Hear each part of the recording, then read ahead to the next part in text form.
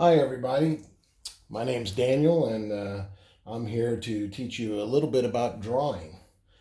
First of all, I have no formal drawing experience of my own.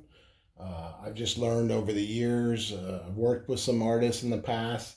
I learned things from them. I have a pretty extensive art library, and I just practice and practice whenever I can, and I'm not a great artist by any means. There's many artists, including many of my friends, that are much better than me.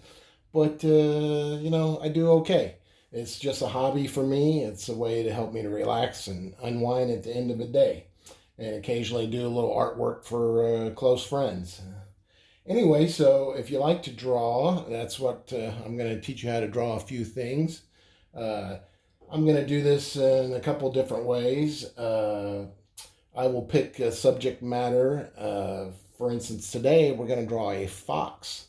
And my first drawing session or lesson will be a very simplistic, very almost cartoony fox for the little kiddos. So if you're in first, second, or third grade, this might be more up your alley.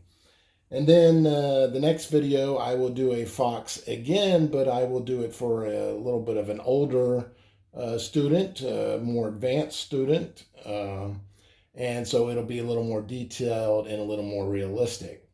So, first of all, this is my art studio in my house. I converted my sunroom into a art studio. This is just one corner of that studio. And maybe on a future video, I'll pan the camera around and show you the whole works, and so you can kind of get a look at that if you're interested. I just put a few things on this table. Let me show you. First of all, we have our little portable drawing board I'm going to use. I've got some paper here already, and I've got a towel underneath it so it can be a slight elevation. That's not always the way I do it. Sometimes I use my drafting table because I can change the angle of the drafting table, or I use easels like that's in front of us here. So another thing you want to do is have obviously a paper to start with, and there's all kinds of different kinds of paper that you can use, obviously. And for this demonstration, I'm just going to use a very basic paper. This is about a 60-pound weight paper. The higher the number on that pound, the more thick, heavier the paper will be. This is a fairly lightweight paper, so it's not very expensive. I bought this whole pad here of 100 sheets for less than $10, I think. So that's a pretty good deal. This is a good paper to use when you're just practicing. You probably wouldn't want to do your finished product that you're going to give to somebody on this kind of paper, but there's nothing wrong with using this kind of paper for practicing. You can get this kind of paper at Walmart. I got this one at Jerry's Artorama in Austin, Texas, Hobby Lobby or Michael's. And if you keep an eye on Hobby Lobby, their art pads are usually on sale at least once a month, usually about 40% off. This is another kind of paper I use pretty regularly. This is a 100-pound paper. So the first one was 60 pounds. This is 100-pound. So this paper is a little more like a cardstock paper. It's a little thicker. It's got a nice smooth surface. So when I use a lot of inks, and the inks work well on that. And I can use mixed media on that. What mixed media means is you use more than one medium. So you could use pencil, ink, and watercolor all together on the same picture. That's mixed media.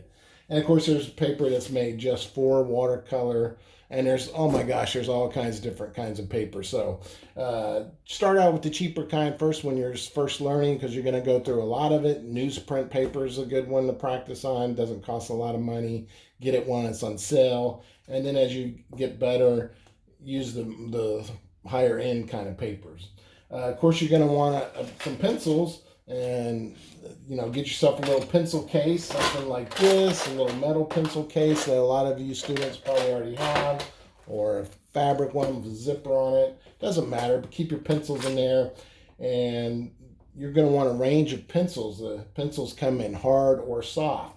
The hard ones will have the letter H on it, and the soft ones will have a letter B, B as in boy, in it. The higher the number, the softer it will be. So a 6B pencil is softer than a 2B pencil. And the softer it is, the darker it will be as well. And then the same kind of goes in reverse for the H pencils. If it's a 2H pencil, it's hard and has a very light line, as opposed to the B pencils having a dark line. And if you get a higher H pencil, like a 6H, it's going to be even lighter than a 2H, so you might just barely see it. So if you don't want your lines to show up very well, you use like a 5H or 6H. If you want more contrast, want to be darker, you use like a 4B or 6B. If you get an HB pencil, that is very similar to a number 2 pencil, like your yellow school pencils you use in the classroom. This is an HB pencil right here, so it's going to be pretty similar to the markings that you would get with your school pencil. You can use those too, but let me show you the difference. Here is a 5H. So you see how you can just barely see those lines right there? They're very light. Or let's grab something like a 6B pencil right here. That would be softer and darker. Remember that? Look at the difference there. See how much darker this is than the H pencil? But they're very brittle because they're so soft, so they're going to break real easily too. So you got to be careful with that. And they're going to be messy and smudge a lot too. Of course, you want a good eraser with you when you're drawing too. You got these white erasers that I use a lot. They're white vinyl erasers. You can find these at Hobby Lobby as well, or Walmart. Gum erasers you can find at any art store. The way you clean them is you stretch them, because they're going to have black pencil marks all over it. And when you need to clean it, you just stretch it kind of like silly putty, and there you go. And if you need to get just one little tight little spot erased and not erase the whole thing, you can shape it to get in that little tight spot without erasing everything. There's erasers that fit inside of handles. You can use those. There's just as many eraser options as there are pencil and paper options. Of course, you'll want a pencil sharpener, either a battery electric operated pencil sharpener or a hand pencil sharpener. I like this one a lot because it's got 3 different sizes to use. And if you're going to use that, I use a little this is like a Pringles potato chips came in. I use that to collect my pencil shavings. So I sharpen it right over the top of that so I don't make a mess in the house. Not only are there all the H pencils and B pencils, which I keep usually in a cup like this, you also have, of course, your colored pencils. And I try to separate my colored pencils. Like, here's all my browns, here's my pinks and reds, here's my blues and purples, here's my grays and blacks, I got my greens. So I keep them kind of separated like that, so I can find just the color I am looking for quickly. Also, you might separate them by cold or warm colors as well. Of course, a lot of the students, you younger students, will be using crayons, and there's nothing wrong with that. We might use the crayons for this first drawing. I know a lot of you like to use the markers as well, just to make sure it's okay with mom and dad. Don't get them all over your clothes or anything. The washable markers might be a safer option for you. So there's always that option. There's, of course, I like to use a lot of watercolor too. So these little sets are nice. Once again, you can get those at Walmart, Hobby Lobby, Michael's, Jerry's, lots of different places, different sizes. Some may only have 8 or 10 colors. This one I think has 36. Of course, you want to keep a jar full of brushes. This is just a small section of the brushes that I have in my studio. You'll want a cup with some water, obviously. Of course, I always have water on hand to drink as well. And a refill. You want a little bit of paper towel if you're going to use the watercolor paints, obviously. Another thing I like to use a lot in my artwork is ink pens. So there's different kind of, these are Tombow pens. They're kind of expensive. Mechanical drawing pens, gel pens, Sharpie markers, all kinds of different pens. I like to use those a lot in the style that I do. So I may show you stuff with that at some point. Of course, you can buy the colored pencils one at a time, or you can buy a box set of colored pencils. when I'm talking about paper, not only is there different pound weights of paper, watercolor paper, regular, there's also paper you can get that is colored or tinted, and that's kind of nice. And I use the tinted paper sometimes. It's kind of fun to use as well. Other tools that I usually have on hand is I like a little artist brush to erase away those little pencil shavings and stuff, kind of get them out of the way before they get all smudgy on me. Uh, Sometimes I use the circle templates like this. And if I want a nice perfect circle, I can use those. And you can get those at Hobby Lobby or a drafting supply store. They come in different sizes as well. Those are kind of handy. Of course, I have my glasses because I'm getting older. I need those to see. So that's pretty much a lot of the basic stuff. I'm not going to bore your time with much more of that. So let's get on with our fox. So let's get a pencil, and I will use a little bit of a darker pencil than what I would normally use to start with, just so it'll show up better for you guys. Normally I might use a 2H pencil or HB pencil, but here's a 4B pencil. Let's see how that works. So when you're drawing, you need to break things down into very basic shapes. For example, shapes like this, a circle. So break your drawings down to basic shapes like circles. Other basic shapes would be something like this. You can say that that's a rectangle or a cylinder. More cylinder shape might be more, just think of a tube, so it's kind of curved on the ends. Another basic shape you're going to be using is triangles, ovals. These are all basic shapes that you'll be using. So when you draw, think of, when you look at a picture, your source material, your reference picture, break it down into simple shapes. So we're going to be drawing a fox. So first thing I'm going to do is draw a circle. It's not perfect, doesn't have to be perfect. Can everybody see that, I hope? Right there. Okay. And we're going to draw, that's going to be its head. So next we're going to need its neck. And so we're just going to attach a cylinder to that. See how we put a little cylinder at the bottom of the circle? And now we need its body, right? So what do you think that body looks like? Kind of like, I'm thinking kind of like an oval. Almost like an egg shape, kind of, an oval. So we have the head, the neck, and the oval. It's already the body. It's already starting to look like something. So let's make it look a little more like a fox. Okay, once again, we have our circle. That's okay. I made a little mistake there, and that's okay. We're going to erase that. I have my neck, and I have my body. All right, so what do fox have on the top of their head? They have a big pointy ears so they can hear all the little mice underneath the ground. So there's two little triangle shapes for his ears.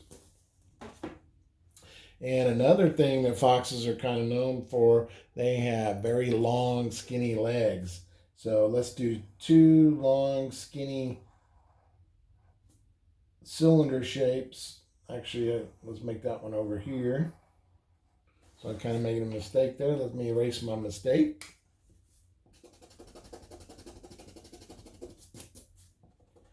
See those little eraser shavings there? That's where my little brush will come in handy.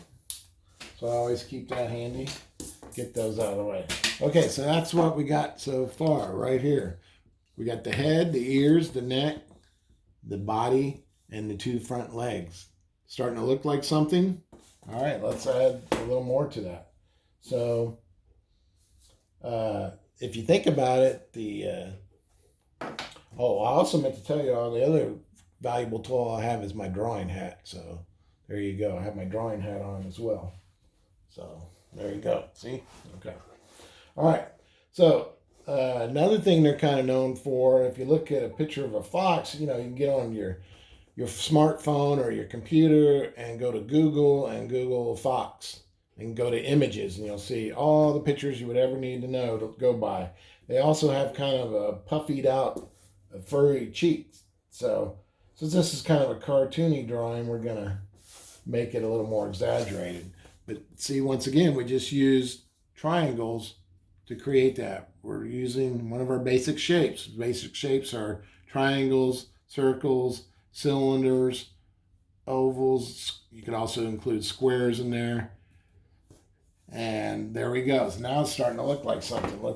And we can get rid of some of these lines that we don't. You notice I didn't draw this line here and this line here. I didn't need those anymore. So I'm going to get rid of some more of these lines too in the next phase. So I will, and I may manipulate the shape a little bit and make this come out, I might make it a little more almost pear shape where it's more narrow at the top right here and a little wider towards the bottom half of the body. So this is going to be the top part of the body. This could be the bottom part of the body. There we go.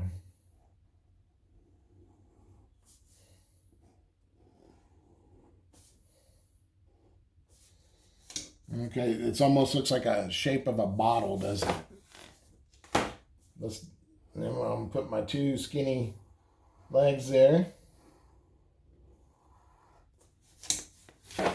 Okay, see I have kind of a bottle shape or pear shape that I took my oval, I squeezed it a little bit.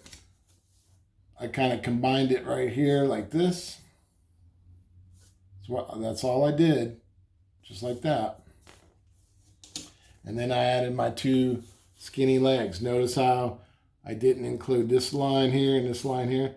This line that disappeared.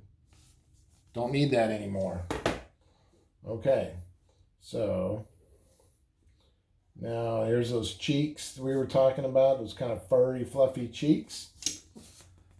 See how I left out this line here and this line here? I don't need those lines anymore. I don't need those lines anymore. I don't need this line. I don't need this line. I don't need that line. See how I didn't include those in there? So now what do we got next on top of the head? That's right. The pointy ears. See how I left off some of the lines? I don't need those anymore. Now we got his front legs, right? What about his back legs? Let's put those in there. Remember, this isn't a realistic drawing. This is just a fun, cartoony drawing. There you go. This is his back part of his leg, and that's the front part of his back leg. Right there. Basically, it's the same image, just flipped over on the other side. Is it starting to look a little bit like a fox now? Okay, the last step is going to put some more detail. So we got my pointy ears, my fluffy cheeks, a little bit of a neck. We got the kind of the bottle-shaped body, or if you want to call it a pear-shaped body, I guess you could.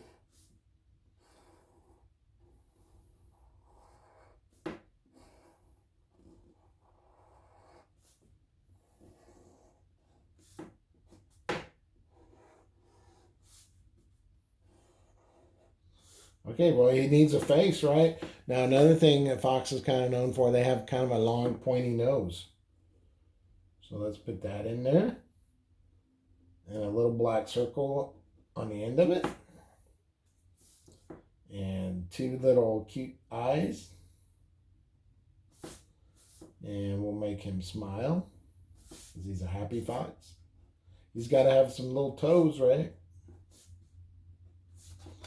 Is it starting to look like a fox or kind of like I guess a dog in a way, because a fox is a canine. What is this fox missing? What is fox? And fox is known for big pointy ears, pointy nose, fluffy cheeks, long skinny legs, and they're also known for what? What was that? Oh yeah, big fluffy tail. He's not a fox without a big fluffy tail. So we got to put that on there. Does he look kind of like a fox now? You see how we did that with just using basic shapes? Now, what's going to make him look even more like a fox? Now, there's all kinds of different foxes, but the one that most people think of when they think of a fox would be what they call a red fox. So let's get a red colored Crayola out. And let's make him red. There's different colored foxes, like I said. Look at the pictures on the computer or on your phone or your parents' phone. Ask them to pull up pictures of foxes that you can look at as a reference to get it just right.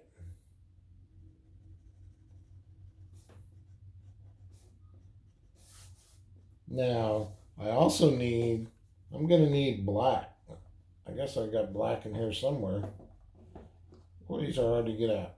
My fingers are too big. Oh, that's blue. Where's black at? There's black, I think. Yep. If you look on those the fox's front legs are usually kind of black. On that long, skinny part, they're kind of black. His tail's going to be black, too. But like I said, there's different kinds of foxes, so some might have a brown tail, some might be brown all over, some might be more yellow in color. And they're usually going to have a white, fluffy chest. So, and these cheeks are going to be white as well. And it's probably going to have some black in his ears. To make it look just a little more like a fox, I'm going to use a little bit of yellow mixed in there, like around his legs, his snout, his nose, maybe down here.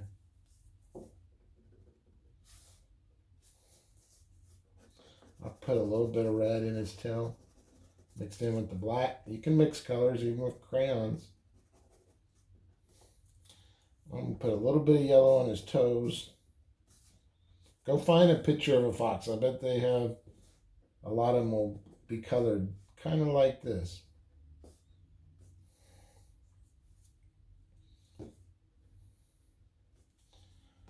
Okay, what do you guys think? Does that look kind of like a fox? That's Fred the fox. So remember, break it down into small shapes. Circle, tube or cylinder, oval. Oval turns into a bottle or a pear shape. Triangles. I use lots of triangles in this. Long, skinny cylinders. These were kind of cylinders too. So there you go. That's step by step on how to draw kind of a cartoony fox. I know you can do it. Let me give a shout out to Mrs. Getty's first grade class at Shady Oaks Elementary. I know you guys are all kind of stuck at home, so I hope you can watch this and learn how to draw a fox. I want you to draw a fox for me. That'd be great. If there's something specific, I'm going to be doing lots more videos. We're going to learn how to draw a horse, maybe dragons, elephant, dogs, people, whatever. I got a request to teach somebody how to draw the human eye, so we'll do that at some point. I'll have lots of different videos. So in the next video, we'll be drawing a fox as well, but for a little more of advanced student. But there's no reason why anybody can't watch it, but it will be for more advanced artists, or not necessarily older artists, but probably a little older artists. So this is a cartoon fox. I hope you enjoyed this little video, and keep drawing, keep practicing, keep doing your social distancing when you're out in public. Wash your hands a lot. When you wash your hands, sing the happy birthday song to yourself as you're washing your hands. Be sure and get everywhere and wash them really good. Try to keep your hands away from your face. Do not sneeze and cough on other people. If you are sick, try to stay away from other people that are not sick. You don't want them to catch your germs. And be safe and be smart and have fun drawing. Keep practicing and have a great time. All right. Thanks for watching. Bye.